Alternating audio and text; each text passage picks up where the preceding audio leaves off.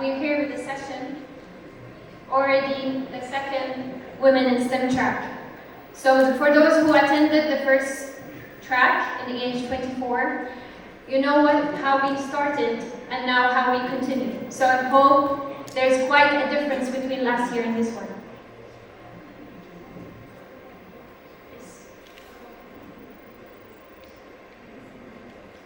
Okay, so I will start.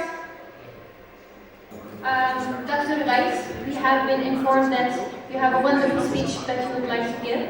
So maybe until they prepare themselves, so could you please give the speech now?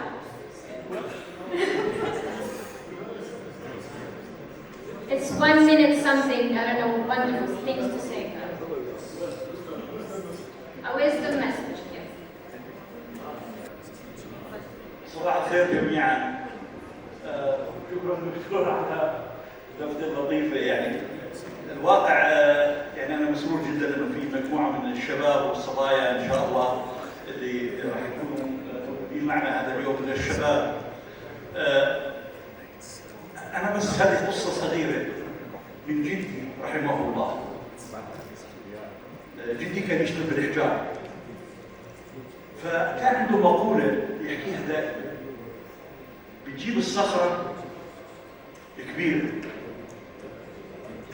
وتحاول أن تكسرها، تضربوها بالمهدئ، وتضربها للمرة الأولى لا يحصل شيء، تضربها للمرة الثانية لا يحصل شيء، لا تنقسم، للمرة الثالثة وهكذا، والمرة 40 والمرة 50 والمرة 90 والمرة 99 ولا يحصل شيء. الصخرة كأنها لم تمس، وفي الضربة الرقمية تنفلق الصخرة.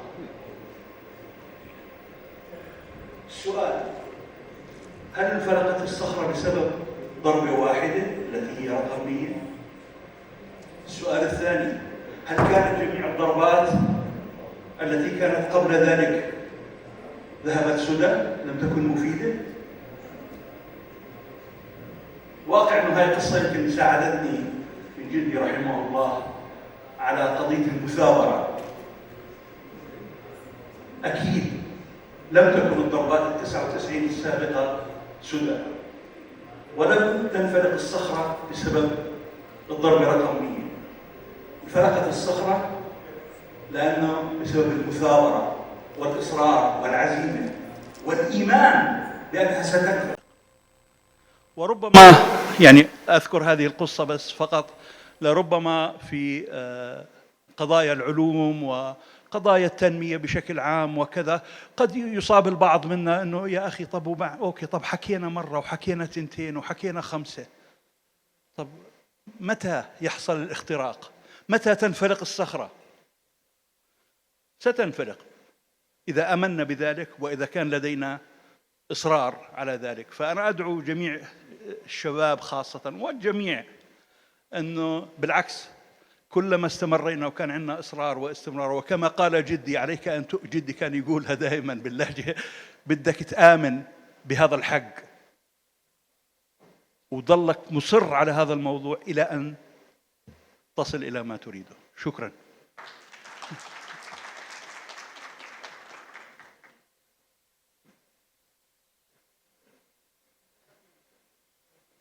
Okay, hello again. Thank you so much for the wonderful words and wisdom. So I was saying we're here already in the second Women's STEM track. And since last year, we have worked to do something more practical, something that can be touchable, tangible, with tangible results. So let's look back why we are here and why we're doing this. And what is the second Women's STEM track? What is Women's STEM track? Okay, under UMIT Plus project, the EU-funded project, we have activity support gender equality in the ASREN community. And basically the objectives of it is to promote and support gender equality across the community of the Arab region. Our focus area is to have representation, more representation for women, for them to have a space where they can network, they can express their challenges, and we can look for solutions together. Our main initiatives is two. The Women STEM track, which is supposedly be a track, a platform, where we provide either knowledge exchange session, panels, or workshops where women can actually benefit, and it should accompany EAGE conference, the annual conference of ASREN. The second one is the mentoring program. So let's look at these as an overview. Our first Women STEM track was at EAGE 24, where we invited these wonderful ladies, and we have one here with us, Dr. Rima. They had a wonderful discussion about not the challenges, because everyone discusses challenges, but they spotlighted the solutions that they found for these challenges, whether they faced it in their professional lives or personal ones. So as you can see in the picture. Then in March 2025, we followed this. We heard their voices. They said, we want a network. We want a space where we can talk to each other, hear more. We don't want to end with the Women's STEM track and pack and then leave with these insights that we already discussed. So we launched the Women in STEM mailing list, and we called it later, with the efforts of the ladies, STEM Rise. So basically, the objective is they expressed the need for mentoring, networking, and peer support in the Arab region.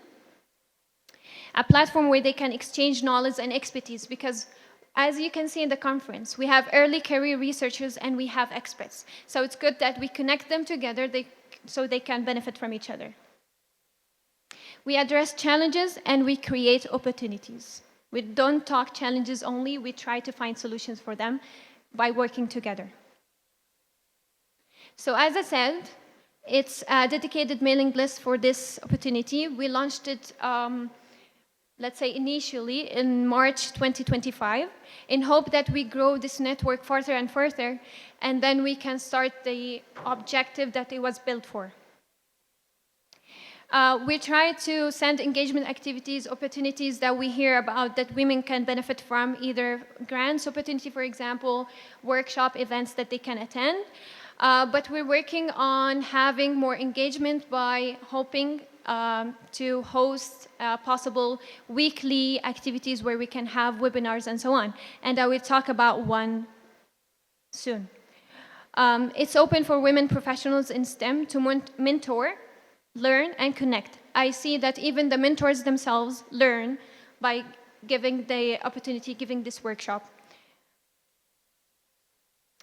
So I mentioned the webinar, and we had a wonderful one as well in July this year. It's called Women Leading Change. We wanted this to be our first step to plan a practical workshop for women on entrepreneurship. So we invited women entrepreneurs to come speak, talk about their success stories, and we had different levels, early career and as well experts, so they can connect and talk about their experience, how they reached this point. So we ended up with this map that you can see. We asked them by the end of this wonderful webinar, what is entrepreneurship for them?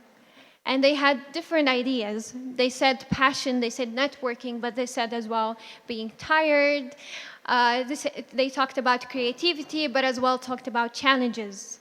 They talked about leadership, ideas, even failure is something that you can learn from, and it leads you to be an entrepreneur, successful entrepreneur. Even a lady said, without failure, we cannot actually learn. So embrace the failure because that's the way you can learn.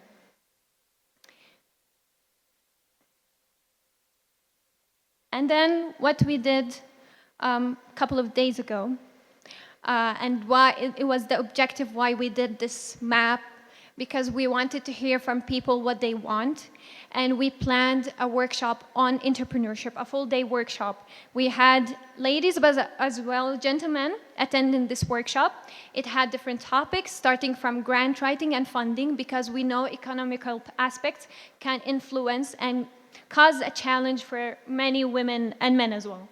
So we wanted them to learn about how to write a granting, how to write a proposal for them to secure for a granting. Then AI and digital transformation. It's the era of AI, and we have to keep up with the updates. So Dr. Naila offered this workshop where it talked about AI and how we can utilize this and use it in business.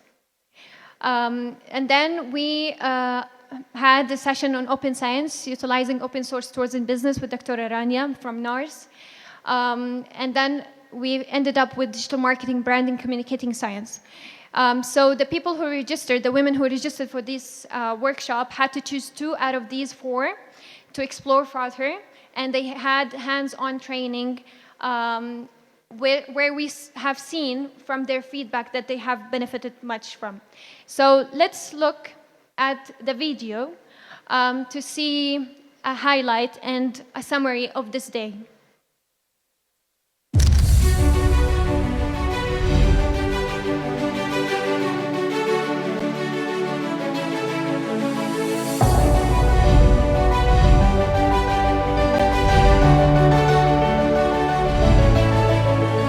In terms of scholarly communication, what I have seen is how researchers are now adopting technologies to aid in improving their research. And one of the most exciting things is when you see now researchers publishing more, being more confident in how they present their work, and also, most importantly, how they're using that to gain more collaborations and producing more quality research.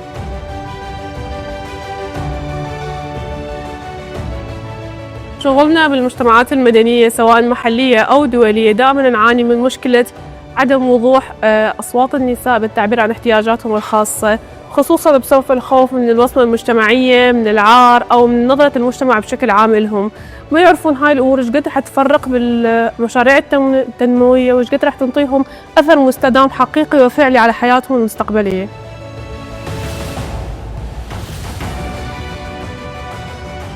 I am proud of this beamline because it is for the first time for Turkey and for the Middle East. It's a beamline built by its member country Turkey.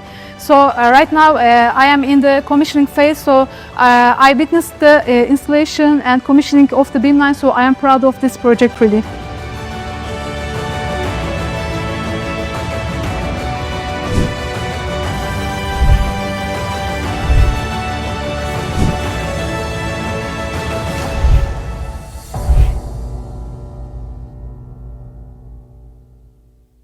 Should we clap for this achievement? Thank you. Okay, so let's look at real feedback. We had a QR code where they asked the ladies that participated, the gentlemen as well, sorry, how relevant was the topic to your interest and work? And we're happy to see that it was very relevant, or at least relevant. How would you rate the overall quality of the workshop? Good and above, so that's excellent. And then finally, would you like to attend similar events in the future? And it's a big yes. So we hope to host more and more of these initiatives in the future. And we hope to see many of you, even EH26 and others. And then we come to some of the words that they shared. The engagement with the audience, the clear and easy to understand presentations. We asked them what they enjoyed the most about the workshop. The cooperation with colleagues from other countries, listening to each one and getting inspired by their ideas. Exchange of learning among different participants and the quality of delivery and facilitation. And then we have a long one. What I enjoyed most about the Women in STEM workshop was the clarity it brought to how AI and digital transformation are reshaping modern business. The practical examples of AI tools and their real-world applications made the topic feel both relevant and actionable. Thank you so much for your feedback. We reach now today. We want to continue the discussion on entrepreneurship, and especially when it comes to building strategic partnerships and overcoming challenges. We invite our guests, starting from the chair, Professor Elizabeth New. Please come forward and invite your guests. Thank you. Okay. Thanks, Nasereddin, for the great introduction. What an exciting workshop it sounds like on Sunday. So I'm really pleased to be here to chair this session, and I did ask all of the wonderful panelists to come and join me because I will introduce them all in turn. So my name is Elizabeth New. I'm actually a professor of chemistry at the University of Sydney in Australia. But for the last 2 and a bit years, I've been living in Jordan with my family. So I continue to run my research group of about 20 people in Australia while I'm trying to build connections with science here in Jordan.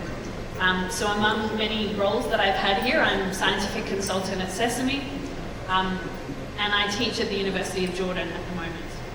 So these last few years have given me a great opportunity to observe the resilience and enthusiasm of scientists in Jordan and in the region, as well as the challenges faced in science and in academia more generally. So I'm really excited to be in discussion with these wonderful women here. I think I will have a lot to learn today, and I hope that you will as well. The challenge of encouraging girls to work in STEM is not a challenge just for this region. It is a challenge the world over. And so I've been involved in many discussions, many similar sorts of events in Australia. Encouraging girls to be scientists, ensuring that women are able to reach the highest levels of leadership wherever they choose to work. And the question that I'm often asked in media or in policy discussions is, why does it matter? Why do we need to have equal representation of women in science and in science-related areas? This is a question that matters and that we need to have an answer to, and it matters regardless of what country we live in.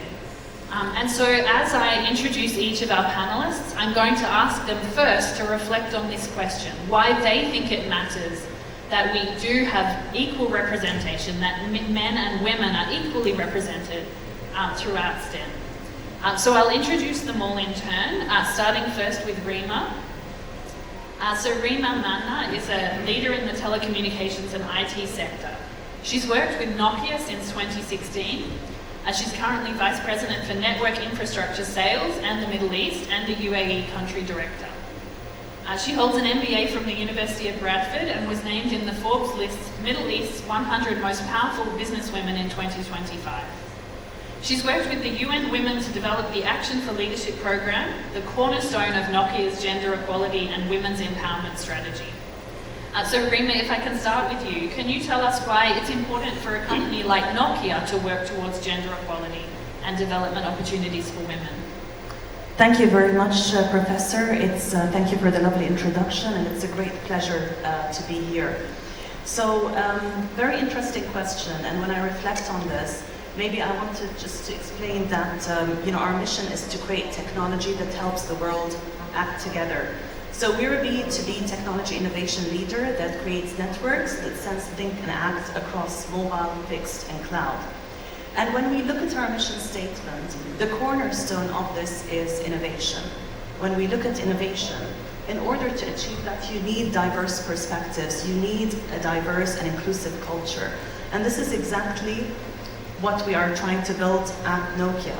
Because with this diverse perspectives, you are able to build together use cases that cater to what the demand is. Also, it is very clear that companies that have embraced diversity and inclusion are ones that are able to achieve higher profitability and have better business outcomes. And there are stats which basically show this. Now, at Nokia, there's been a number of ways we've embraced this, but I think more importantly, what's been happening in the last few years is that we've recognized that to move the needle on this important topic, this is not just something that we do internally at the company. We really need to reach out to broader stakeholders. And this is what we've been doing, which is partnering with organizations, partnering with academia to achieve exactly that. Because it's only when we look at things from a broader ecosystem, from the academia, from our customers, from non-for-profit organizations. So we've partnered with UN Women, for example, to look at initiatives where we bring in our customers, we bring in academic institutions to really try to see how we can embrace diversity, but to look at pertinent topics. So things like sustainability. How do we bring in diverse perspectives around that? Circular economy. How do we push for women in leadership to progress in the career ladder and using our partners as well as the academic institutions to do this. So I think collectively, there is a lot of merit in doing this. Stats speak for themselves. I think it's a journey, and it's a journey that we need to embrace together. We've been on this now for a number of years, and I'm proud to say that we've managed to have a lot of achievements, both internally and externally, with our broader ecosystem. Great, thank you. So our next panelist is Dr. Sara Nasereddin, who's an assistant professor at the Pharmaceutical Technology at Amman Arab University, and she's also assistant dean there. She completed her MSc and PhD from King's College London, and last year completed the Leaders in Innovation Fellowship from the Royal Academy of Engineering in the UK, where she was recognised as a LIF Innovator and LIF Pitch Prize finalist. Sara's research focuses on transdermal and topical drug discovery. So Sara, could you start by telling us why you think it's important that women are equally represented in scientific research?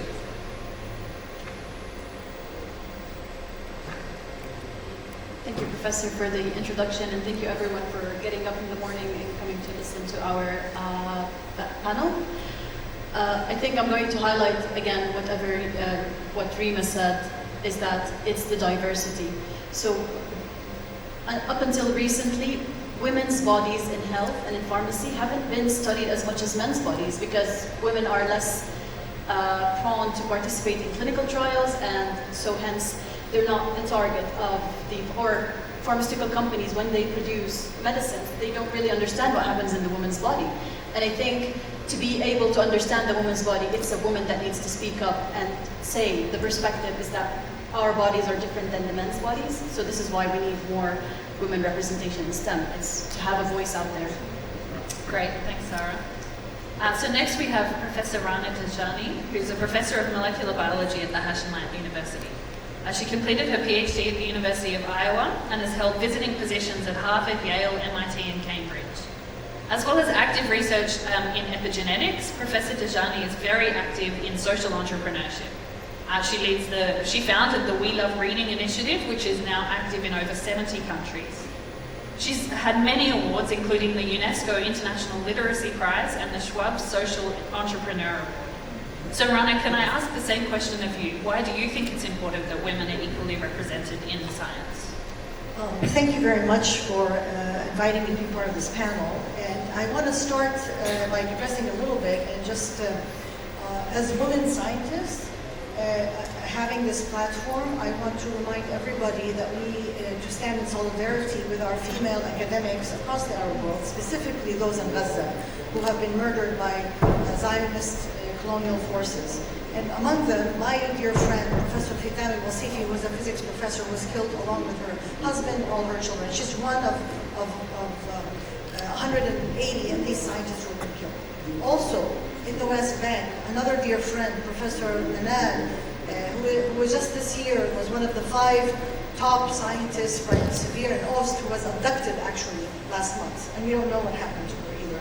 So I request 30 seconds of silence in respect for our fellow scientists.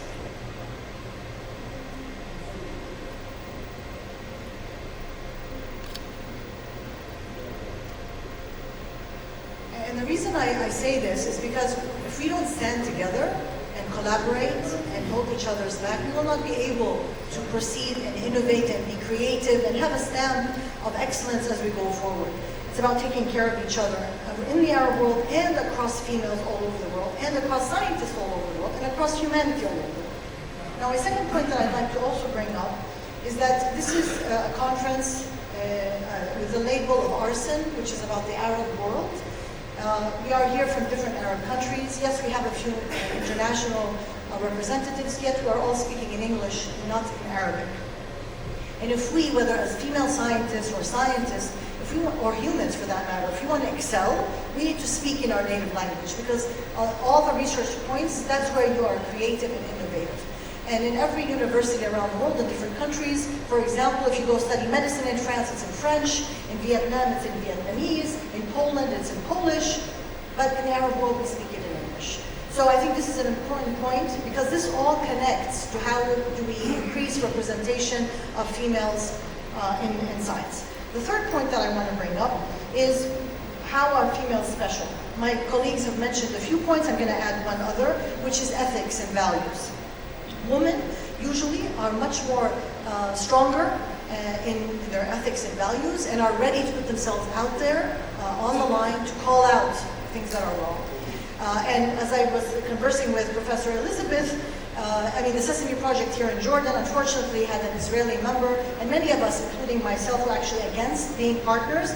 But what I'm happy to hear is that the women, part of that initiative, the SESAME project, are also calling out for similar things. Because it's only when you hold the perpetrator accountable that you can actually move forward with science. And lastly, communication. We are good communicators as women. We are storytellers. That's how we bring up our children, because you learn through storytelling. As an evolutionary biologist, I believe at one point in time there were two groups of people. There was a group of people that sat around the fire and told stories, and there was another group that actually frowned upon those telling stories and accused them of wasting their time. But you can guess which group actually survived. It was the storytellers. So in the spirit of storytelling, I think as women we have a capacity to share science and findings and results with the general public, which is very important so that then the general public become those stakeholders and gatekeepers in government, in media, in corporate, who can then support scientists doing science. And on that example, We Love Reading, my program, we have developed children's books about science, and I brought a couple. One is about natural selection and biodiversity, the peppered moth, or al-'utha al-mutabbala in Arabic, and then Melikat al-Balunat, the Queen of Balloons, talks about Ammar Yaghi, the Nobel Prize chemist, and pulling water out of thin air because of innovation in chemistry. So, and of course they have to be in Arabic to inspire the Arab community, the Arab youth, the Arab children, so they can grow up to dream. The last thing is that, yes, we want more women in science, and people are calling more women in every sector, in every category.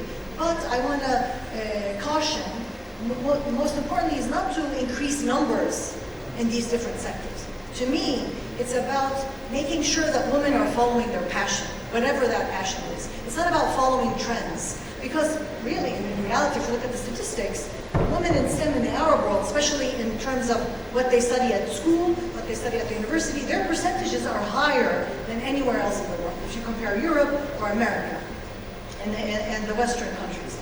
But the problem is later on in the workforce. And that's a universal global problem, not particular to the Arab world. But to me, the fundamental thing is, how can we foster women and men, for that matter, to follow their intrinsic motivation?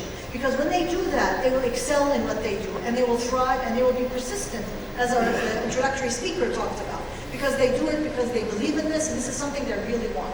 So rather than focusing, how can we get more women into the workforce, or into STEM, to me the question is, how do we get women to follow their passion and support them in their decisions throughout their careers in whatever they want to do? Thank you. Thanks, Rana. I am a proud Jordanian citizen, I will say, but I do appreciate that this panel is in English so that I am able to engage with this. The final panel member is Fatima Botmeh, who is a gender and organizational development specialist with over 20 years of experience across Palestine, the MENA region and beyond. She's a leadership coach and trainer, providing advisory support and capacity building initiatives that promote women's leadership, youth engagement and economic participation, working to advance women's economic empowerment, entrepreneurship and inclusive leadership. Fatima works with public institutions, civil society and the private sector to foster gender-responsive and inclusive change. So Fatima, for a thriving society, why is it important to have women in leadership positions? Thank you, Elizabeth, for the presentation, and thank you for the invitation and having me in this panel. My instinct answer would be, why not? So, starting from this and from the theme of this conference, uniting minds is like, if it's thriving, it cannot go on with part of its potential, of its momentum. So women are really like, hold a lot of momentum that can be invested, given that their experiences might not be documented in researches or in science, like as how this issue is influencing them, as Sara was saying, in terms of services provided, in terms of infrastructure. So let us think or ask the question in a different way. If we have women in every area of development, in every area of scientific research, then how would our lives be changing? From experience and working with women in Palestine, in the Arab region, and globally, I can share some examples from what we saw. Here in the Arab region, we are struck with many challenges and facing a lot of crises, unfortunately mainly man-made. And women are the first respondent to these crises. If we don't prepare and help and work with them and assess how crisis is influencing them, including that in our research, how to improve their capacity to respond, then it would be a threat to the whole society. From being an asset to being a threat, what would you choose? I think being an asset and being a contributor. If we look at urban planning and infrastructure, if we look at the streets that we are using, the workplaces that we are working in, if women were consulted, and this is a finding that we came up through different assessments to workplaces, a lot would have been changed. Women in their even traditional role and caregiving, they are mainly thinking of everyone. And they work with elderly, with youth, with children, so when they go out to the public sphere, they can tell where this gap is and what can be improved in this place. So this is another aspect to think about when we have urban planners, women urban planners, and consult them, not just put them in the table and say, yes, we have women on the table. This is not participation. This is something like makeup, just beautifying the scene. But women really have something to contribute with, adding to what my colleagues were talking about creativity, about team development. Studies show, and it is maybe you notice when you work with a team of men, a team of women, a team of men and women, women are communicators, women can support team building more than men. And this is a finding, it's not just through observation. They are also care about the culture of the workplace, so they enhance relations in the workplace.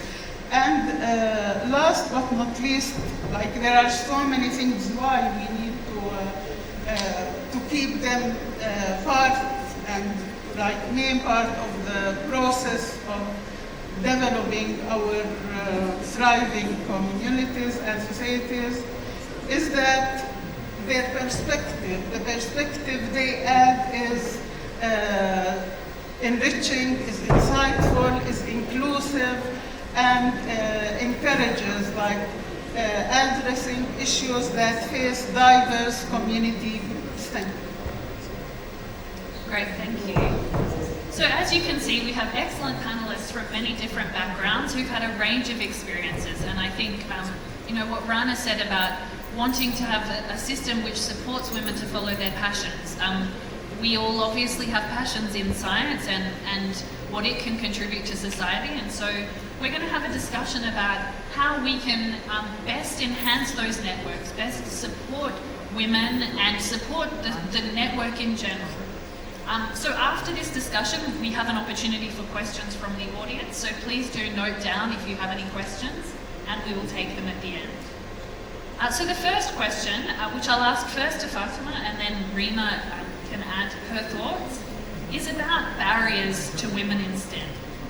have you seen barriers change over the years? What do you think are the positive changes that you've seen in that field? Okay. Looking positively to the scene, we have progress. We have women now, and here is the example that women on the panel and women who were contributing throughout this conference and beyond, they are getting to different specialties. Previously, they were either, if we are talking science, they are in biology or social sciences. Now we have them more in different specialization. They are leading AI and other disciplinary areas of science, which is like how, this is how change can start. We are talking about a social dynamic, not only something related to a decision here or a decision here. It's integrated and grounded in culture, in practice, in ideologies, in politics, the politics of the workplace and the systems, including the educational systems. Like if we think of a doctor, professor like 10, 30 years ago, we would think of a man. Like if we have a professor whose name is Jihad, for example, the first would come to us, we expect that a man would enter this room. So this is one of the things, like women are breaking stereotypes, women are getting to different, like, and proving themselves. Not only just they are getting into different specialties, but also they are proving that they are competent, they are capable, and they are changing a bit by bit, but through sweat and blood. It's not happening that easy. The other thing, there is like fix the system versus fix the women. Previously, everything when we mention women participation, but they cannot, they will be pregnant, they will not be able to come to work, to commit. Now institutions are paying more attention toward changing institutions, the systems, the procedures. For example, flexible working hours. If we are talking about the work that is going toward digitalization, this would be one of the things that would be helpful.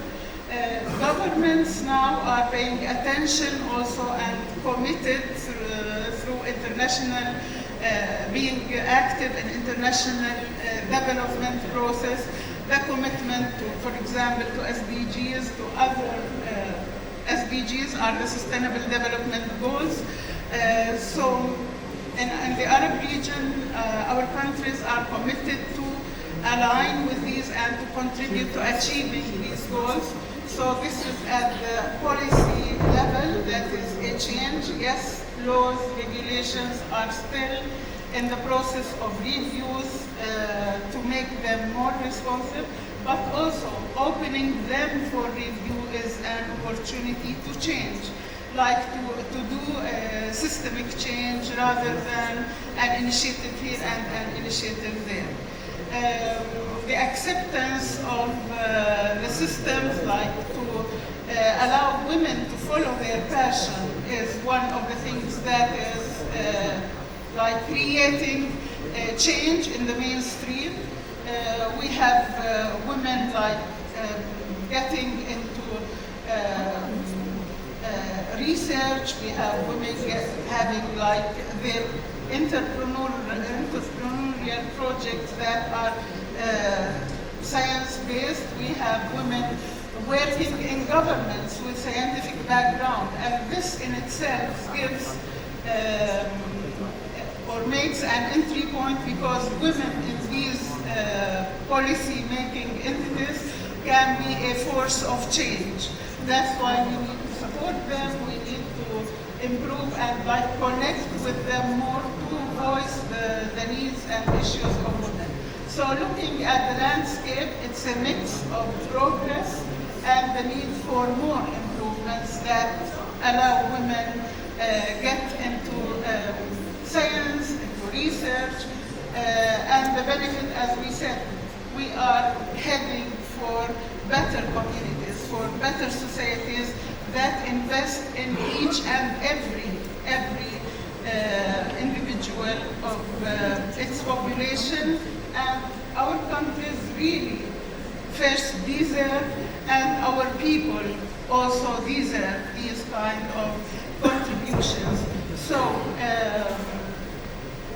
what I can conclude with, and also an invitation to our colleagues, the main colleagues, that you have an important role through this process, and we have actually men who champion promoting women participation and encourage and support the path of women, including life partners, husbands, family members, but still the culture is deep-rooted in traditional roles that we need to change. And one last thing I want to say, change, yes, it doesn't happen at once, but sometimes we are forced to change. We cannot think twice about taking the step.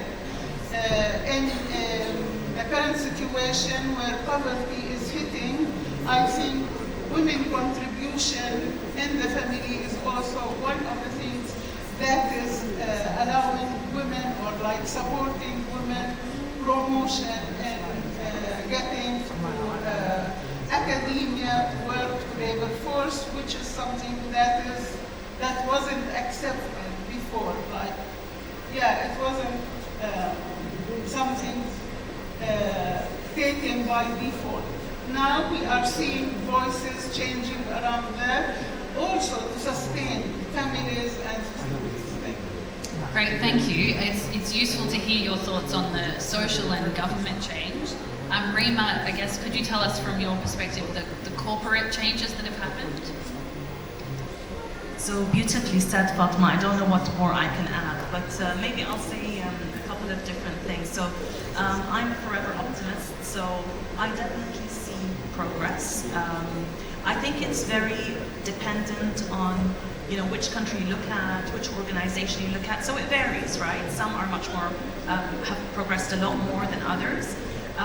What gives me, if you look at the figures from a statistics perspective, maybe it doesn't reflect a huge change. You're talking about 1% increase maybe in STEM, in the last 2-3 years.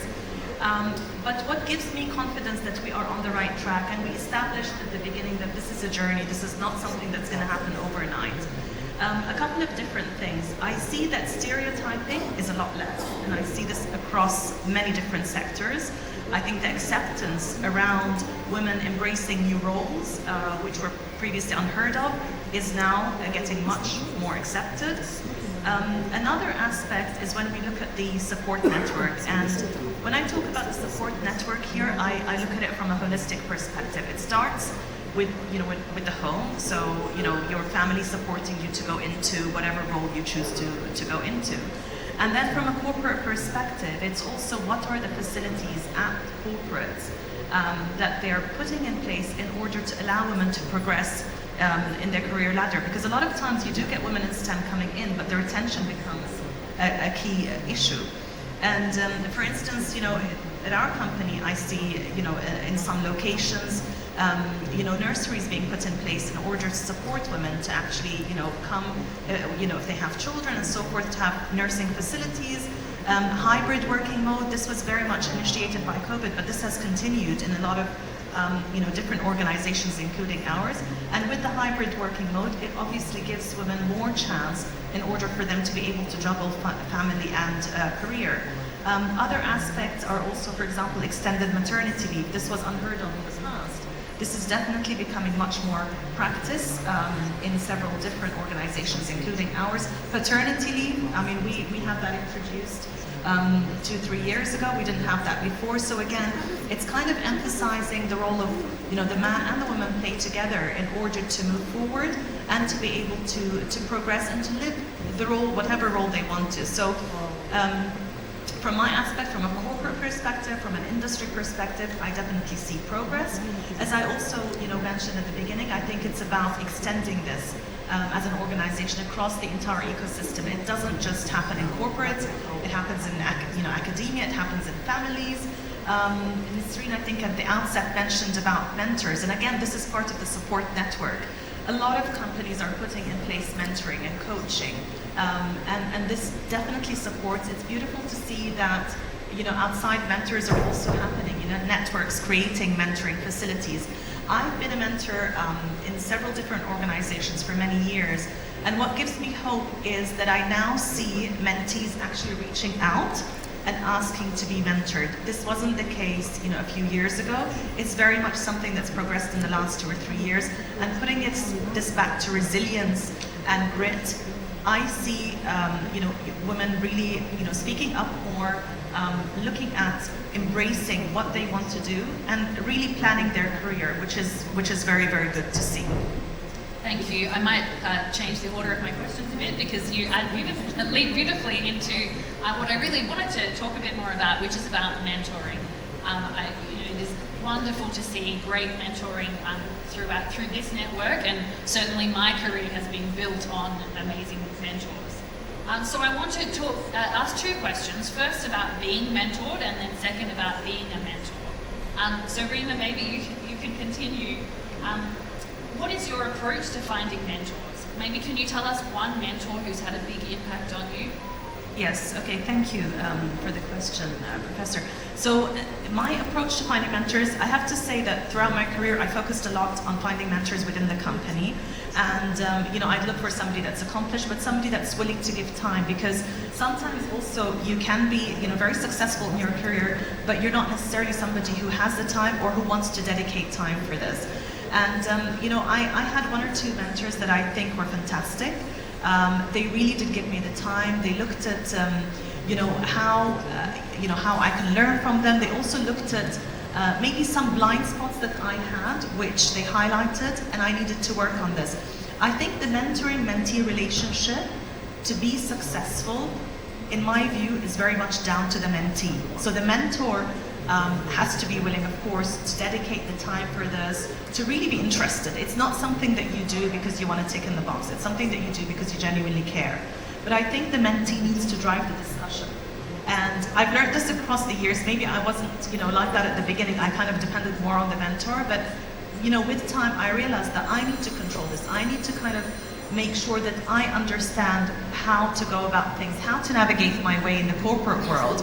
And I would say that, you know, lessons learned sometimes don't stick to your own organization, look elsewhere. And I think that's also the beauty of, you know, what I've seen evolving both in my personal career and with a lot of colleagues that I have, is that they've looked for mentors within the company, but also externally, because that's what gives you a very, very nice and broad perspective. Great, thank you. And Sara, maybe you can tell us your experience. So again, highlighting what Rima said, is that finding that right combination or that right chemistry of mentor-mentee relationship is quite essential. I don't think that you should look for a mentor just because they're ahead of you in their career, but you should be looking for someone that challenges you, that supports you, and that actually gives you constructive feedback. So some mentors don't know how to, or some people don't know how to give constructive feedback, but I think that's the most important aspect of the mentor-mentee relationship, is that you are mentoring me and I need to have constructive feedback to know how I can be better. And again, that aspect of being challenged into doing things. So there is another term that I have fashioned for myself, not just mentoring, is that a champion. A mentor is someone that leads the way, but a champion is someone that puts your name forward whenever any opportunity arises. They don't need to be mentors for you, but they can be the ones that provide you with the chances or are willing to put your name forward whenever any chance arises. Yeah, thank you. That's very helpful. So now to flip and think about how we can be good mentors as well as seek to be mentored ourselves. So Rana, I might start with you. What do you find is most effective in mentoring the next generation of women leaders? Yeah, we are flipping questions, okay. To me, the most important thing in the mentoring relationships, as we're focusing on mentoring, is to first define what does it mean to be a mentor and a mentee, meaning to manage expectations. Because many times, mentees think that you're going to do everything for them. You're going to provide the grants, you're going to provide the job, everything. And that's not what mentoring is about. Mentoring is about being there to listen, being there to advise, but as Rima said, it should be led by the mentee in what she wants and how she goes forward. But more importantly, we actually developed a mentoring program called 3 Circles of Alimat. And we named it Alimat to emphasize that there's a word in Arabic to describe female scientists from a long time ago. And the idea was to actually find a gap in the mentoring model. Because in mentoring, we have a lot of programs for mentoring for graduate students and students. But we don't have for those mid-careers where they're struggling to figure out where they want to go in their career, how they want to go about it. So, and the way we developed it is that it's on a more personal basis, and it's about finding the chemistry between the mentor and the mentee. So we did speed dating. I don't know if you're familiar with speed dating. And according to Malcolm Gladwell, that you immediately in the first 3 seconds either click with someone or you don't. Good advice for those who want to get married. So we would put that and say, okay, who did you click with? And then they would pair. Now, that doesn't mean that the mentor was always older or more experienced in the career, as was mentioned. The mentor could be younger or could have a particular experience that the mentee wanted, although the mentee could have been older. And it was that very diverse, rich, let's say, different relationships that came out of that experience, and then letting them, setting their expectations, so that they could go forward in that journey that usually a mentor-mentee relationship should stay forever. It wanes and goes up and down, but it keeps that thing going. Now, as a mentor in science in particular, and maybe this leads to another question, we're mixing up your questions, is how do you become a good scientist? How do you advance in your academic career? So I have like 5 pieces of advice. Number 1 is you need to read. Reading, keeping up with the literature, keeping up with the science. And this, of course, applies to any sector, right? Whether it's even in corporate or government. But in particular for science, you need to be abreast of the latest findings. And you can find those online, especially with the help of open access. And then listening and observing, right? That's the key hallmark of a scientist. You know, we see what everybody sees, but we think what no one has thought. So to be very observant about our surroundings. What is different? What is special? What captures your attention? What piques your curiosity? And then you find the right question to ask, the right scientific question, because it's all about asking the right question. And it's not about a complicated question, usually it's about the simple question of noticing something and thinking, why? Who said so? Or even questioning assumptions, questioning things that people assume are set in stone. When you're different, you're new to this world, and you can challenge that assumption or that, let's say, what has been set in stone. And this begs the second point, which is if you're going to be a good scientist, you need to be very interdisciplinary. Today, we know, although in the past, in modernity, we had divided the sciences into silos, chemistry, physics, biology, and other sectors. Today, we know from nature that there's no division. Everything is a continuum. There's a spectrum. And so if you're going to excel, you need to cross those boundaries. And if innovation, creativity happens at the boundaries of disciplines. So when you step out of your comfort zone and start asking the social scientists and challenging them, or asking the chemists and challenging them, and so on, and that's where you get that spark. And therefore, you create teams that are multidisciplinary, right? And again, that's the third point, which you don't do science alone. I know many of the, let's say, schematics and laws and regulations in different universities focus on promotion that focuses on one single author or fewer authors to get more, to go forward in your career. But real science doesn't work like that. You need a team, and do not hesitate to reach out. And the hallmark of a scientist is also being humble. So it's, yes, I don't know. I only know what I know in my field, but I don't know what's in other fields, and therefore I have the humbleness to go out and ask questions and ask for help and ask for support to create this multidisciplinary team so that we can really answer those questions that we came up with.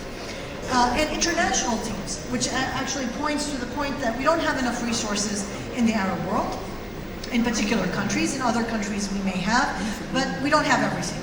And so we can reach out and create international teams where people can pull in with resources, but you lead with the question you asked. So you can still be that international scientist from Jordan, from Egypt, from Morocco, contributing to global science in a meaningful way, leading the way, but you're getting a team that can compile the funding, can compile the lab that you need without you having to go abroad and leave your country. So, and today with internet and digital technology, you can actually do that and excel. And that's what I did. I mean, we are the world experts in the genetics of Chechens and Circassians in the world. But I didn't go and become affiliated with a university in the West. This was done in Jordan, but with a team. We are the experts in epigenetics across generations. This is the first time in humans that this has been proven, that we can transfer an epigenetic signature of trauma and violence to your grandchildren. Yet, this was a question I came up with in Jordan, but then created an international team, we were able to answer it. So there are ways to stay in your country while working with other scientists around the world to do good science. And lastly, it's about long term. It's not about, I want to do a quick research because I want to get promoted and let's get done with. Going back to the point of passion. If I love science and I love what I do, I'm not running to get a promotion. I'm exploring. And therefore I take my time. I do it right. I plan. And even if it means the results are not going to come out for the next 5 years, because this is how biology works, for example, in my field, that's okay. But let me do it right and not cut corners and do mediocre research because I just want to get promoted. Because it will pay off in the long run. Believe me, then you will become the world expert and people will come to you. And lastly, sharing your story, writing about it. We don't write as scientists. We just do the academic writing. We need to write to the public. And we have outlets. For example, we have international outlets. Nature has a perspective column, a worldview column, which I've written a lot about, talking about my research, my region, the challenges we face, to enlighten others so that we know about each other around the world and we dispel the stereotypes that was mentioned. But also we have local regional outlets. Al-Fanar Media, which writes about science and higher education in the Arab world. We need your voices to write about your experiences. Instead of reinventing the wheel. Why should I fail where you were able to move forward if I can learn from your experience going forward? So those are some points that I share with my mentees and from my own experience going forward. Great, thank you. Fatima, could you tell us about your thoughts on mentoring the next generation of women leaders? I would like to share some examples also from working with women. One example was when I was starting working on entrepreneurship, where a woman was doubtful about to shift career, to start her own business. The idea was soup, to produce soup that is olive oil based. And we discussed for 5 minutes because we were organizing an event. Through this discussion for 5 minutes, she was just confused, not knowing what to do. I asked her some questions that I thought important that she should ask herself. Now she is a big producer. She sells her products nationally in Palestine, regionally, and she got to international markets. I forgot that discussion with her. When she met with me, she told me the questions that you asked me helped me a lot in finding the way, in taking the decision. So the mentor is not expected to give solutions, instead help them identify it for them, which is much more empowering. The other thing on women, like sometimes they lack this network of support and someone to hear their thoughts when an idea comes to their mind that I want to start this business or think about this project. Sometimes even they got negative feedback. Sometimes they get criticized, like, what are you going to do? This influences their self-confidence. Part of the interaction with the mentee is to help them validate their thoughts, their feelings, what they are going through. Because this discussion would, from an experienced woman, from especially women who have walked the walk and she has managed to achieve, these are so meaningful to them. We are not in a position not to blame, not to criticize, not to judge. As Rana was saying, that listening is the key. If we listen, we can help them understand, see the way, think about what they are going through, classify what is, identify what the real problem is that they are, the challenge that they are facing at that time. One of the things that I found beneficial is showing them, not just telling them or discussing with them. Let them go with you to your workplace, show them your field of expertise, how it does it show on the day-to-day life. Women sometimes come for mentoring on issues related to negotiating their goals, their objectives, their passion, like how to follow this passion, given that family responsibilities, the social pressure, the peers who sometimes turn against you because they see you get out of the norm, or break the stereotype. So this puts really a lot of pressure in a pressuring environment. It's not an easy environment that we live in. So this is also another aspect that I learned is important, and I found is so helpful for women to trust the mentor and to keep the connection constructive and to keep it to be nurtured throughout the process. The last thing is holding them accountable.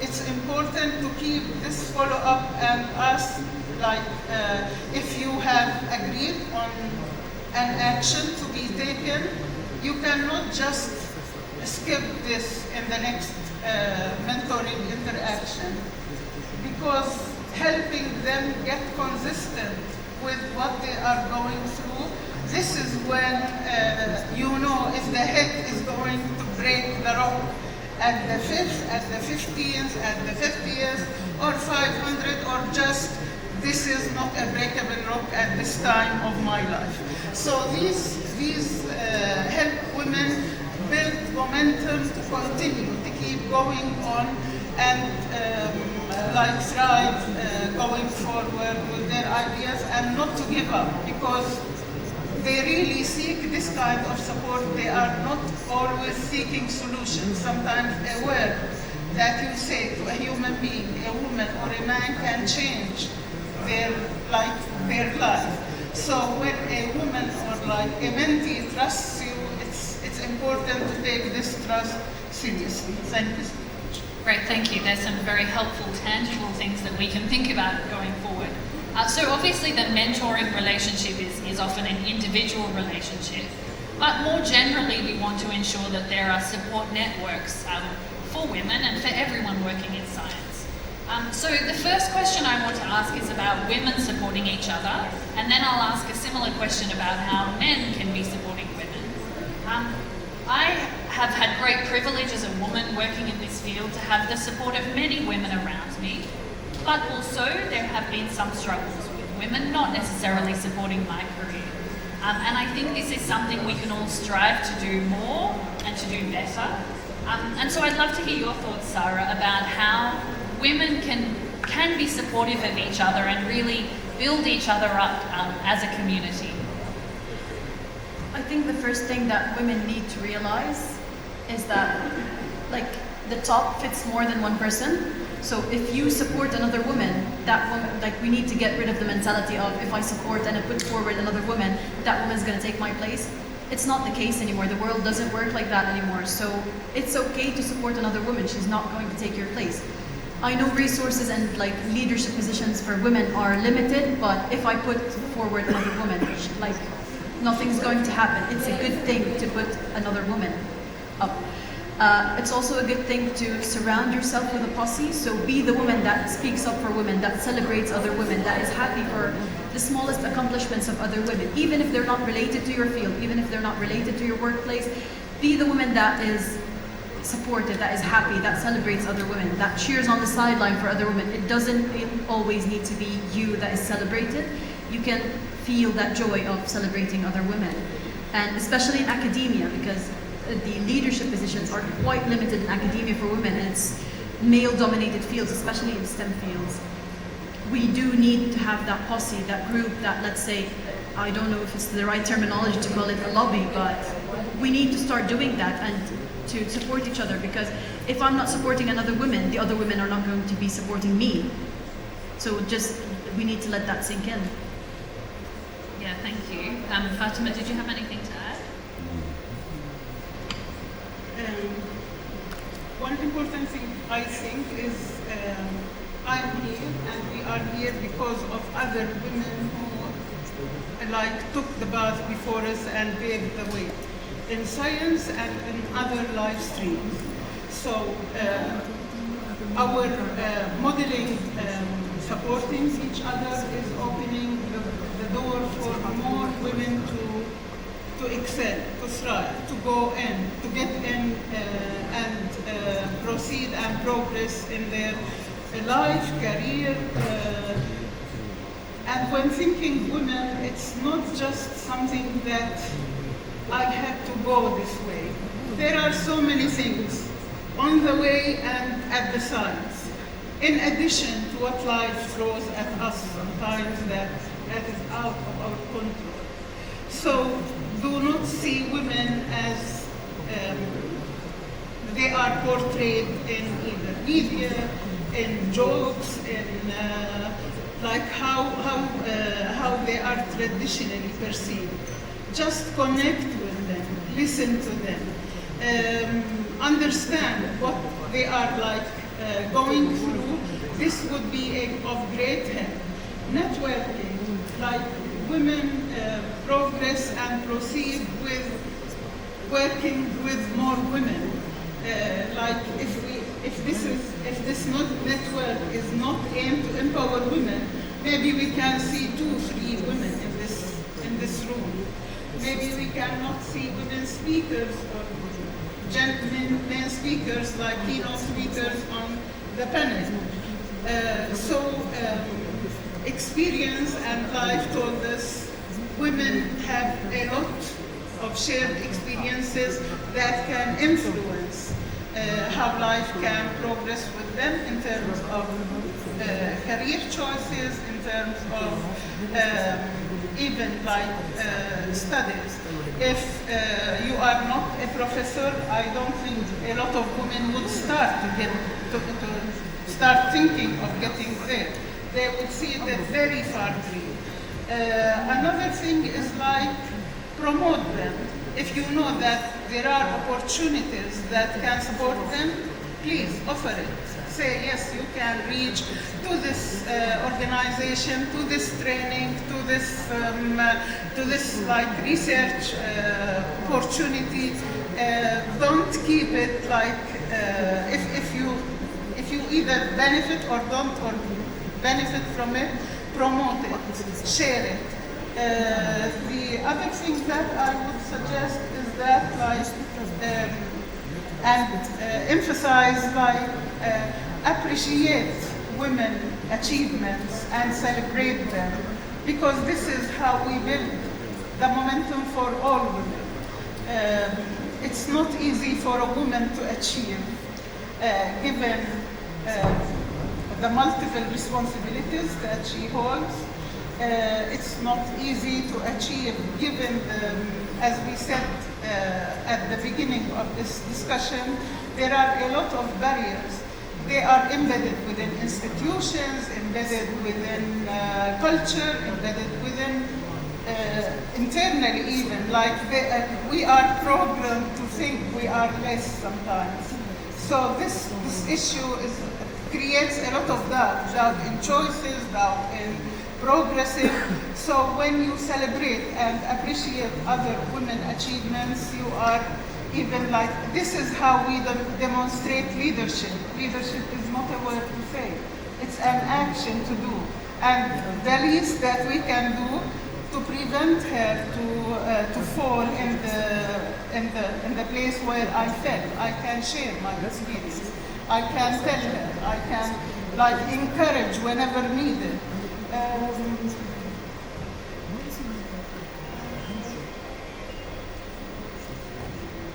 Yeah, that's really helpful. Thank you. Yeah.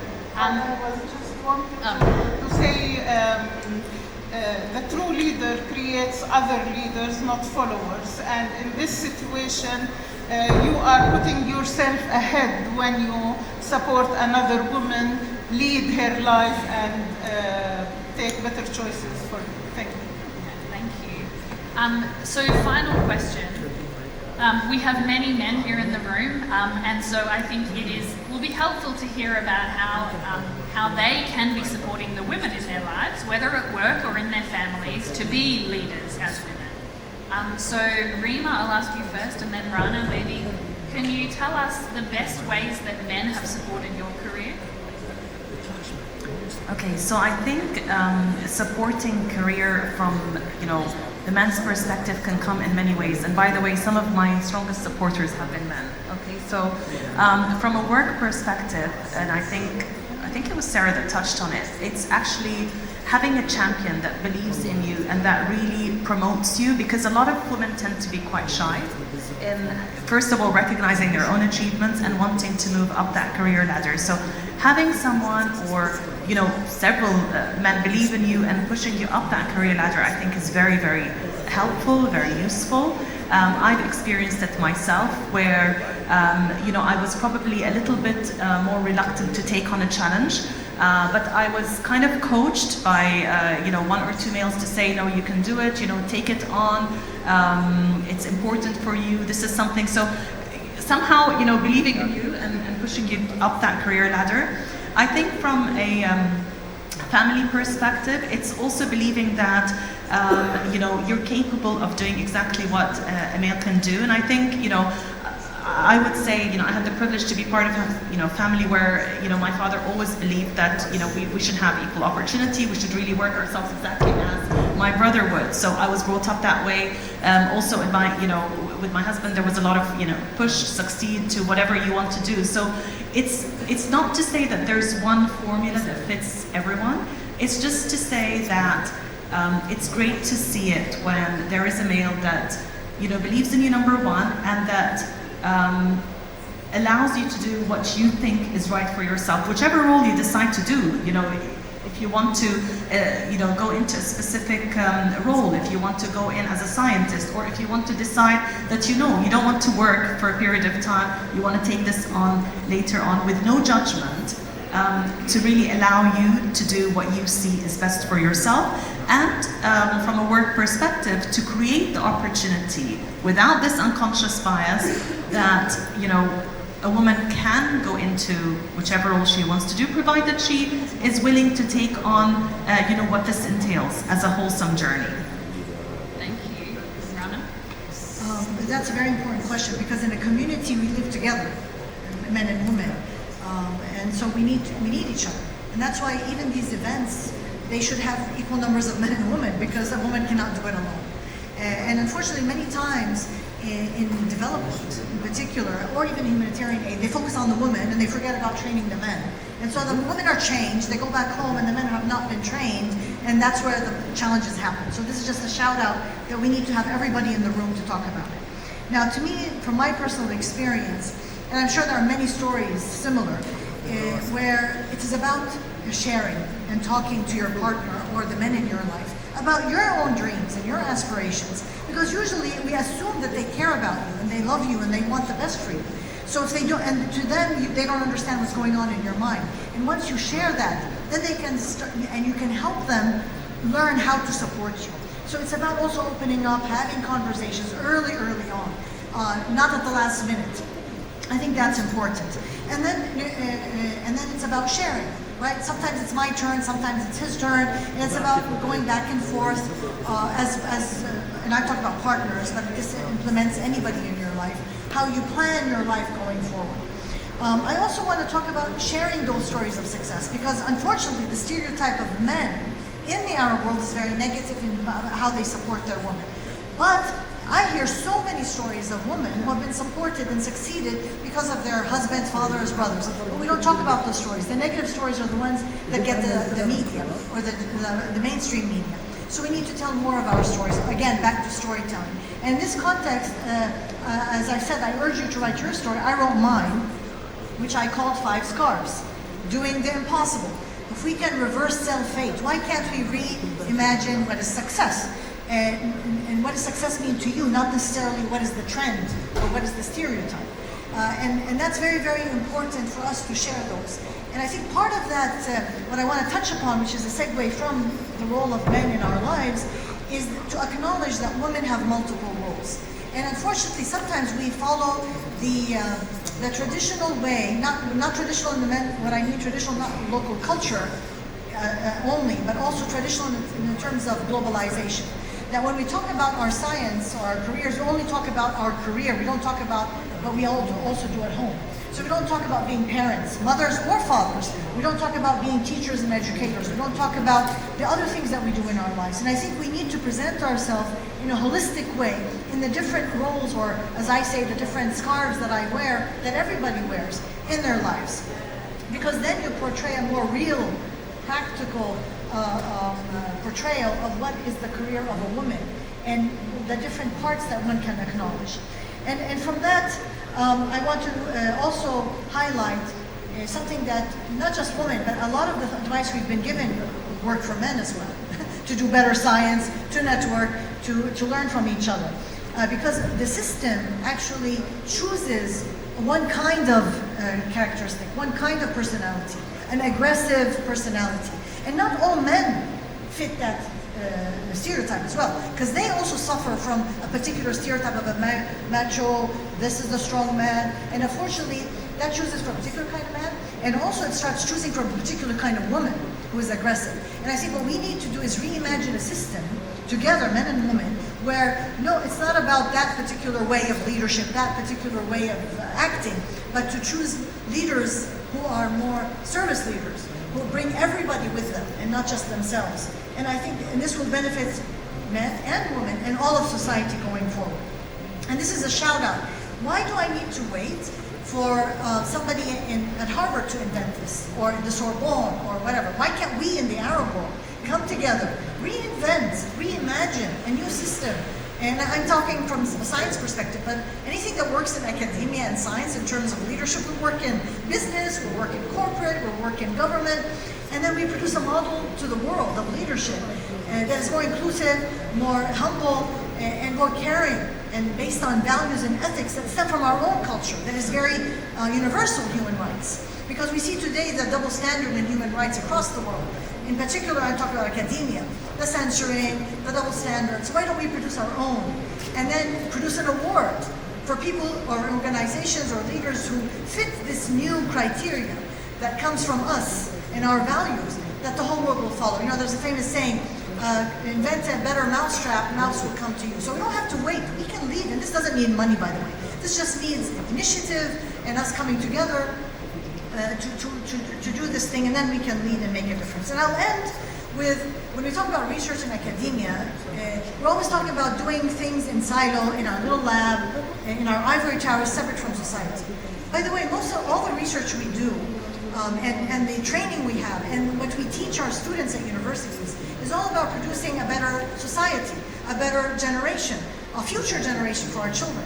And so we need to think also, how do we employ our skills, our capacities, our wisdom that we gain in the lab and from science in our local communities? How many of us reach out to our civic society and ask them, what are your problems? How can I help you in your problems? How can I help my students feel that sense of responsibility to go out and solve using the science and research? And I think that's something where we would be doing better science for humanity locally, but eventually solutions we come up with are local challenges will spill over for other parts of the world that have similar situations, similar conditions, and that's how we can also excel going forward. So we don't want to wait, we want to be creative, and lastly, maybe the last point I'll say is that it doesn't have to be huge, splashy, and famous. It starts doing small things. And we have a saying by Prophet Muhammad sallallahu alayhi wa sallam, لا تحقرن من المعروف شيئا. And another one, كلكم راع وكلكم مسؤول عن رعيته. And every one of us is a guardian. And we don't have to do big things, we start with small things. And every successful person, endeavor, or achievement started with doing small things. Focus on the small things. Don't get distracted by, oh my God, I have to do something big. And slowly that will gain momentum and you will succeed in what you want. And lastly, an advice for women. It's not about, again, being famous, winning an award, being on a platform. Sometimes it's about setting the goals that make you feel happy. And you achieve those. And maybe nobody will know about them, but you're fulfilled. And to me, that's the most important thing, because then you'll be a full human being who is happy and satisfied, and therefore your little circle around you will be happy. And if you're happy, everybody around you will be happy. So make sure you make those women happy so that the whole world can be happy. Great, thank you. On that note, we might finish this formal part and open the floor to questions. I certainly had many more questions that I'd prepared and many more questions I've thought of since. And of course, this conversation is a never-ending conversation. And it's been a great privilege to hear from all of the wisdom of our panel members. So I think there are microphones. If anyone has any questions, please put up your hand. Hello. Can I ask the first question? I will give the chance for the participants. I grew up with two working parents. And because of that, I felt I missed a lot of things because I have a working mom, especially. I promised myself when I will become a mom, I will prioritize my kids over work. I know these wonderful ladies, perhaps some of you are already moms, I know the 5 scars that you hold, but I'm seeing more and more because we unfortunately adopt the Western concept of feminism, which says encourage women to go outside and work even when they are not even passionate about this. They just work because that's their conception of success. So how can we lead more and more conversations that encourage women being a mom and start to have just a mom is already great enough, and this is like something important. This is a great value to hold. Okay, so what is my question? How can we make change in how the ladies think about being empowered, and what are the messages that we can give to women who wants to be a great mom, and that's something that they actually passionate about, and maybe for themselves, because if this is the priority, they will choose it over work. Would you think that this is something positive, or would you think that they can definitely juggle between, they can give the focus, so don't give up and keep like the work and so on? So I have 2 questions, I'm sorry. Maybe Rana can answer this. All right, fantastic. Thank you very much. I alluded to this in the beginning, but thank you for bringing it front and central. Actually, the first thing to do is not to fall into the trap of parroting the Western narrative, that we need to have more women in the workforce, we need to have more women in STEM, and then unfortunately many of us repeat what they say when we say, wait a minute, first of all, the statistics are wrong in our region, we're doing well, but more importantly, it's about what women really want. And then to challenge that narrative and say, let's ask them what they want. So first of all, not repeat the narrative, right? And not parrot it, challenge it and say, stop. We have our own problems, can we focus on our own problems rather than taking a Western feminist problem and implementing on us? Second, we need research from social scientists to understand what are our problems, what are our challenges, not in getting into the workforce, in understanding society, our society. Because most of the time social sciences is not done on that, and if it is, it's done by Western scientists who really don't even understand the culture. And it's like lost in translation. They interpret the results and the surveys themselves are all put into question. Thirdly, is to talk about our stories with pride and confidence. Yes, I am a mother, and to always start.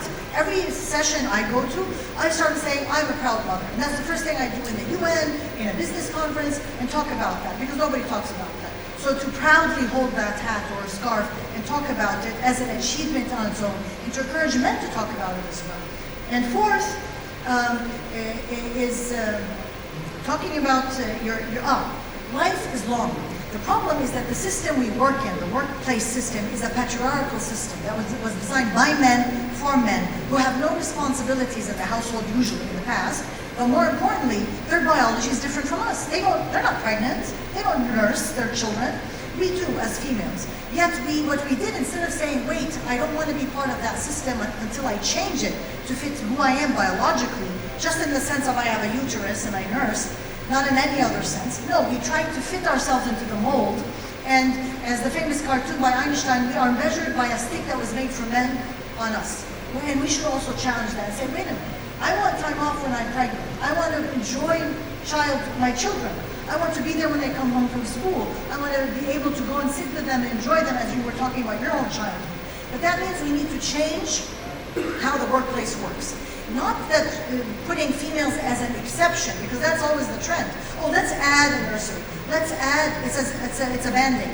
No, we need to reinvent the whole system, where in the center of it is that 50% of the population is females. They are smart, they have passions, but they're also biology and they have children. So can we imagine a new system that caters to that primarily? And then if we do that, I will guarantee every woman in the world will want to be part of that system. So why don't we start with such a system that celebrates and puts women in the center? And lastly, the career force and journey is based on a male trajectory, because by 40, all the fellowships, awards,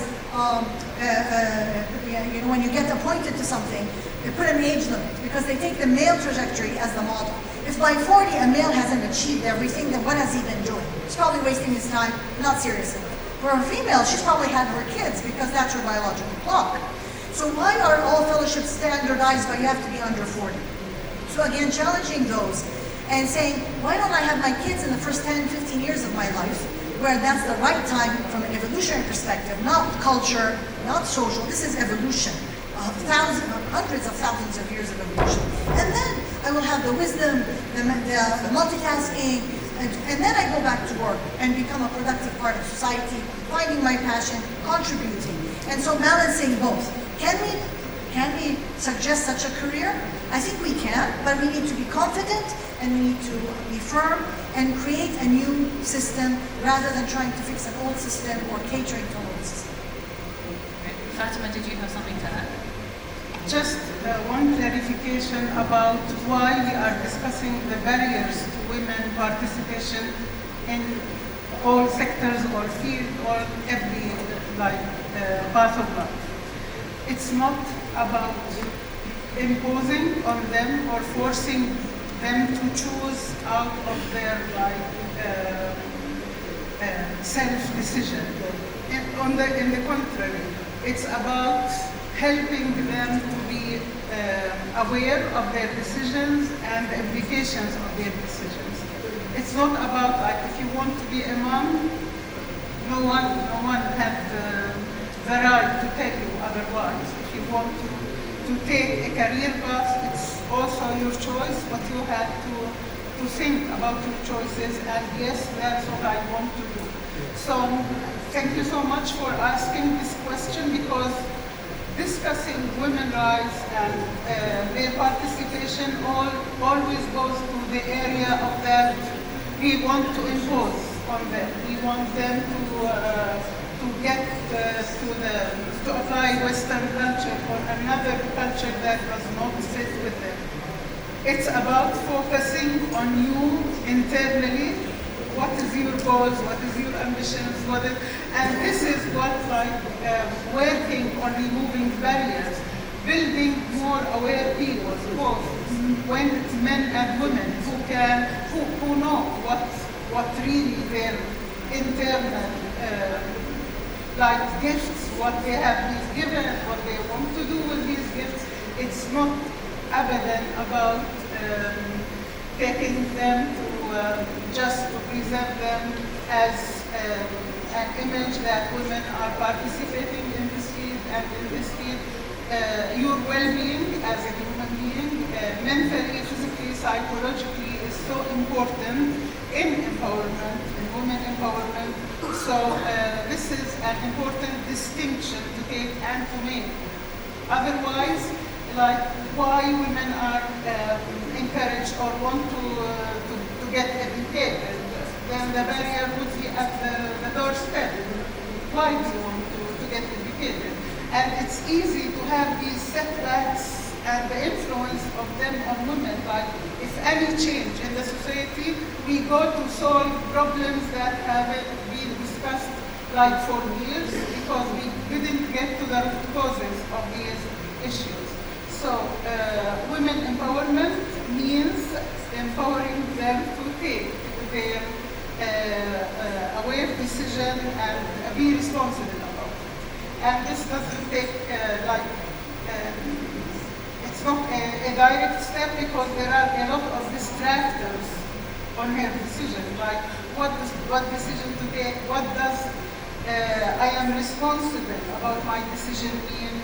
I'm not sure how much we are there at this level of educating our children, our daughters, our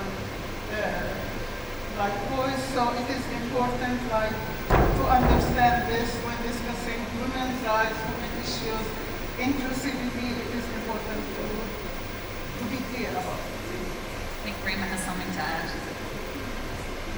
Yes, I just wanted to say, I think you've said a lot and maybe, just a couple of comments. I think this is a very deep question because it also goes into what does success mean for you? What does happiness mean for you? And I think it's very, very different from one person to another. So in my opinion, when we talk about an equitable future, to me what that means is that if you decide that you want to work and you want to go in for an opportunity, you're given an equal chance to somebody who's a male who's actually got similar qualifications. It doesn't necessarily mean that you walk out of this room and every single woman goes into the workforce. That's really not what it's about. I think it's really creating equal opportunity if you want to go for it. Now, I've been a working mom for 30 years. I have, two adult boys, one who's graduating now from university and the other one who's about to go into university. And, I always get asked this question about, work-life balance and juggling, having a career with having a family. And honestly, my personal point of view, there isn't a work-life balance. It's you have to be accepting of what it means to be a working woman, right? And it does mean that at times you're going to miss out on birthdays, it's events at school and whatever. If you're okay with this, then that's fine. And if your whole system is fine with that. So I think, again, it's very different. There's no right or wrong. It really depends on the individual. If I were to live again, would I do the same thing? Probably yes, because, I see that it hasn't had a negative impact as such on my kids, but maybe for somebody else it's different. So it's just being able to be you without being judged and having that equal opportunity. Thank you. Other questions?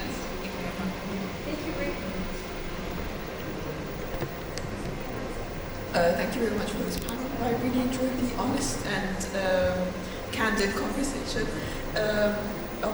Something that comes up, I live in the US, right? So something that comes up all the time now in light of the Trump administration, right, is they're doubling down on all these DEI initiatives.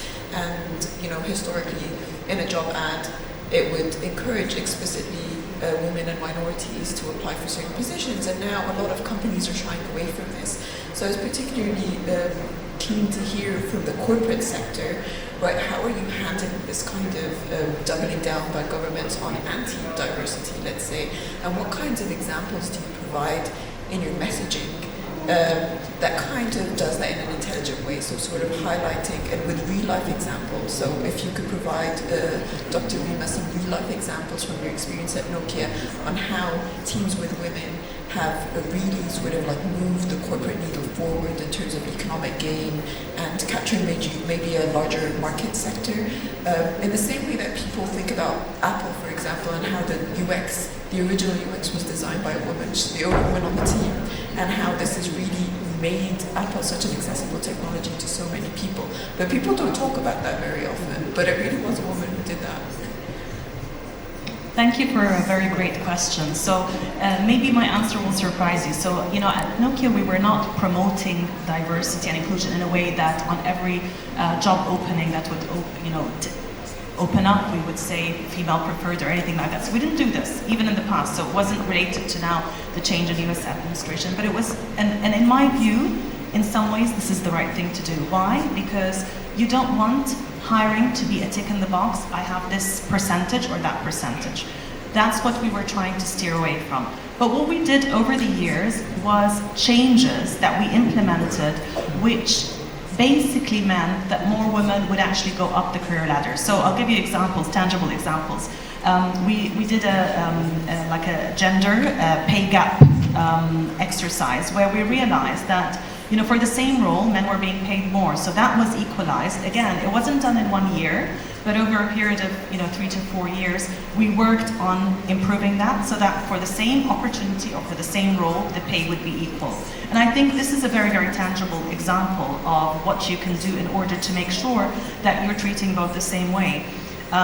We looked at skill sets and skill sets on both sides. What can be done to be able to improve skill sets, whether it's male or female, to go up the career ladder. We did something which we called unconscious bias training. So what is unconscious bias? I mean, a lot of times when you are hiring for a role, you have this at the back of your mind that you know this person. And again, it's the informal boys club or networks that are there. And therefore you tend to sometimes choose from that. So we did unconscious bias training and we implemented interview processes which had both male and female. So it was kind of a committee, the interviews, and therefore it had both representation, males and females, in order for us to have a selection which fits the role, regardless of gender. So I think, these practices, which were done a long time before, again, in my view, have meant that people have progressed, or women have progressed up the career ladder in a deserving way, right? It's not about filling quotas, it's actually about putting together processes that make sure that people that reach a certain level are there because of merit. It's not about, being male or female. Now, I see, however, I do see funding generally being restricted on diversity and inclusion initiatives. I mean, I used to be invited to so many different sort of workshops and so forth. I see some of them being curtailed. I'm hoping that this, starts to take place again, where we see more initiatives on a sort of regional and global level. But again, from a company perspective, just transparently, that's what we've been doing. A quick comment on Rima. Well, we're being provocative, right? We need to make you uncomfortable. You're talking too much amongst yourselves. So listen, I want to challenge Rima in saying that we don't want to stay. The way corporate works is you're playing within the system, and I think we need to challenge the system itself, because the system itself is not equal. It isn't. Not just for females, for minorities, it isn't. And rather than saying, let me figure out how to do it in the system, that means I'm acknowledging and accepting the unequal system to start with. I think that is the root cause of the problem. And I encourage you to read a book by Sireen Khadr. It's called Fall Feminism. And it's about why white feminism fails. Because there are structural barriers set in the system. And therefore, yes, Rima, you may work in that system, but ultimately you will not be solving for the lowest common denominator. Because until the lowest person from the minority has this opportunity within a new system, then we're just we're just raising a ceiling. We're breaking the glass ceiling for some, but not for all. And when we have a lot to learn from not white feminism, but from black feminism, and how they have been struggling within that role, because black feminism is similar to other kinds of minorities around the world. So for me, and I challenge the whole system, we need to break it, we need to create a new one.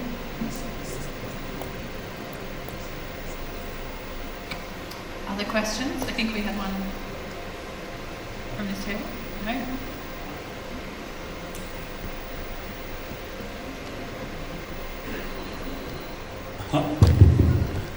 Thank you very much. Sorry. Just wanted to make a small comment actually about the role of men in this in relation to empowerment of women. Definitely it's not an issue of women only, it's the issue of, it's a societal issue. And it concerns men equally as it concerns women. One concept I think that was mentioned by the panel is about, and I would like to emphasize, is about the lost opportunity of not involving and engaging women in the processes of scientific research, in the whole process of development, in all kinds of processes in the society. So definitely, if we don't engage women, we are losing as a society. We are losing as men. We are losing all this, may I say, women power, man power, women power in terms of intellect and other things. And another thing we are losing is, because as also was mentioned, addition of women, there are some specific areas where the participation of women is needed because it's dealing with, for example, as you said, in the medical center, shall I say, field or spheres. And particularly in social spheres, definitely engagement of women can enrich. What I'm trying to say is ultimately, and I think it was stressed by the last speaker, distinguished speaker, and by everybody, is we really need to challenge the whole system. And one of the basic things is about freedoms. We need to engage with the issue of freedoms. We need freedoms in its broader sense, including accountability, including including freeing ourselves of many, shall I say, restrictions that we impose on ourselves, be it men or women. So we really need that. As men, as women, we need that to get out from darkness to enlightenment, to get rid of many of these, as I said, shall I say, barriers that we put before ourselves. Last, what I would like to say, we need women, not because, as said by some, because it's some international community wants to have gender equality, We need it because we need it. It's a necessity. It's not an ornament that we put in our projects or in our activities, and just to show that, oh yeah, we have 5 women here, 10 women there. No. It's much beyond that. Basically, that's all. Thank you. Great, thank you. That was a great summary, and unfortunately we will need to bring this session to an end. I've been really inspired. I think one thing that stood out to me is this idea that we should challenge ourselves and each others to be leaders in our own contexts, whether we choose to be, for a time, leaders in our family, or leaders of the next generation, or leaders of change, to really shake up the system and see much broader change. But we'll be better to do that if we all do it together and support each other. So hopefully you'll be able to continue these conversations with our wonderful panel, but also with each other over the rest of today. So thank you very much, and thank you to the wonderful panel.